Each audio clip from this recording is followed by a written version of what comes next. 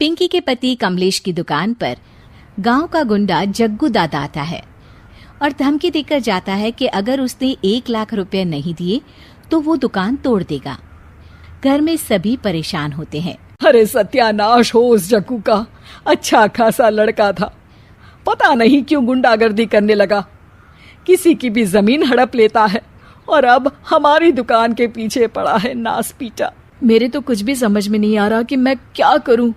अरे बेटा, मैं तो कह रही हूं कि 1 लाख रुपए दे दो और छुट्टी पाओ इस जग्गू दादा से। नहीं माँ, मेहनत की कमाई है, ऐसे कैसे दे दूं? मैं तो 1 रुपया भी नहीं देने वाला उसे। अरे पैसा तो दोबारा भी कमा लेंगे, पर जान है तो जहान है। नहीं पिताजी, मैं नहीं दूंगा पैसे, मैंने फैसला कर लिया है। पिंकी कमरे में आकर सोचने लगती है, मेरे पति के ऊपर ये कैसी मुसीबत आ गई है। हे भगवान, क्या करूं मैं? तभी उसे जादुई पत्थर से आवाज सुनाई देती है, दन दना दन, जो चाहे वो तू बन। अरे हाँ, मैं भी कितनी भुलक्कड़ हूँ, मेरे पास तो जादुई पत्थर है, पर मैं क्या करूं?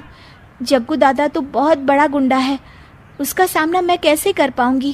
पर मुझे ये करना ही होगा। पिंकी प्लान बनाती है और उसे एक आइडिया आता है और वो आइडिया वो सबको बताती है। सुनिए, मेरे पास एक प्लान है, आप जग्गू दादा को पैसे देकर उन्हें घर पर खाने पर बुलाइए। सब ये सुनकर दंग रह जाते हैं। लो और सुनो, अरे वो तुम्हारे दूर के चाचा नहीं है जिसको खाने पर बुलाया जाए, जग्गू दादा है, इस गांव में सबसे अमीर और 1 नंबर का गुंडा। ओफो सासू माँ, मैं जो कह रही हूँ वो करके तो देखिए। मैं आपको यकीन दिलाती हूँ कि कल के बाद जग्गू दादा हमें कभी परेशान नहीं करेगा। पिंकी के कहने पर कमलेश जग्गू दादा को रुपए देता है और उसे अपने घर खाने पर बुलाता है।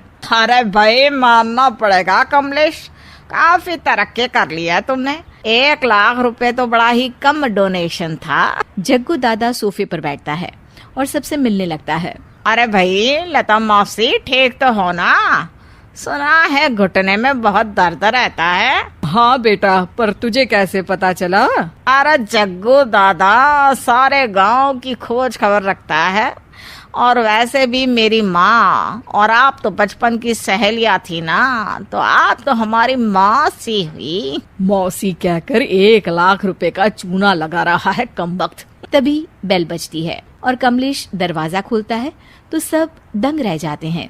अरे एमपी साहब, आप आइए आइए, आप कमलेश को कैसे जानते हैं? अरे भाई, कमलेश हमारे बड़े ही अच्छे मित्र हैं और मैंने सुना है कि आप इनकी दुकान हड़पना चाहते हैं, इनसे चंदा भी मांगते हैं आप। अरे एमपी जी, वो तो बस थोड़ा धंधे में मंदी चल रही थी तो गांव वालों से थोड़ी मदद मांग ली।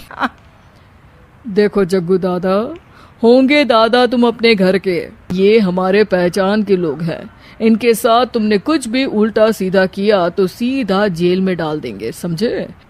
फिर वहाँ बाकी कैदियों से चंदा मांगते फिरोगे क्या? जग्गू घबरा जाता है और वहाँ से जाने लगता है। एमपी जी, समझ गए, हम चलते हैं, हमें माफ कर दो कमलेश बाबू। अरे बेटा, खाना तो खा लेता। अरे जग्गू दादा को भागता देख एमपी के रूप में बदली पिंकी हंसने लगती है और सब एमपी के पास आते हैं और उनका धन्यवाद करते हैं। आपको कैसे पता चला एमपी साहब कि जग्गू हमें परेशान कर रहा था? आपकी बहू पिंकी है ना, बड़ी ही समझदार है, वो मेरे ऑफिस आई और मुझसे मदद मांगी। क्या पिंकी ने ये सब किया? पिंकी अपने रूप में वापस आ रही होती है। अच्छा, मैं चलता हूँ, मेरा मतलब है। अरे ऐसे कैसे, आप बिना खाना खाए नहीं जा सकते, आइए आइए। फिर कभी मुझे जाने दीजिए। पिंकी भागती है। अरे इन्हें किस बात की जल्दी थी? लगता है कोई इम्पोर्टेंट मीटिंग होगी माँ। हाँ भाई, बड़े लोग हैं, दिन में कुछ ना कुछ चलता ही रहता है, लेकिन भगवान का शुक्र है कि आज बहू की वजह से सब सही हो गया। पर बहू है कहाँ? पिंकी घर से दूर भागते अपने रूप में वापस आ जाती है। उफ, बाल